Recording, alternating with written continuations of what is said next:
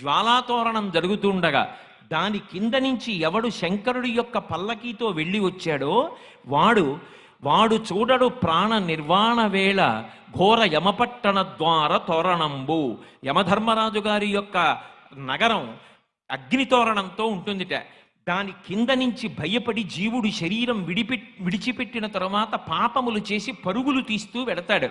అలా వెళ్ళవలసిన అవసరం లేకుండా కార్తీక పౌర్ణమి నాడు ఎవడు శపథం చేసి స్వార్థంతో కేవలం పాపములు చెయ్యకుండా ఇక పైన 10 మంది గురించి ఆలోచించి సమాజం గురించి ఆలోచించి అందరూ నా అన్నదమ్ములు అక్క చెల్లెళ్ళన్న భావనతో త్రికరణ శుద్ధిగా బ్రతుకుతానని కోరుకుంటాడో అటువంటి వాడి పాపములు తొలగతోసి నేను అండగా ఉండి అక్కడ దూరవలసిన జ్వాలాతోరణానికి బదులుగా ఇక్కడ జ్వాలాతోరణం కింద నేను అండగా ఉండి నిన్ను తీసుకొస్తున్నాను.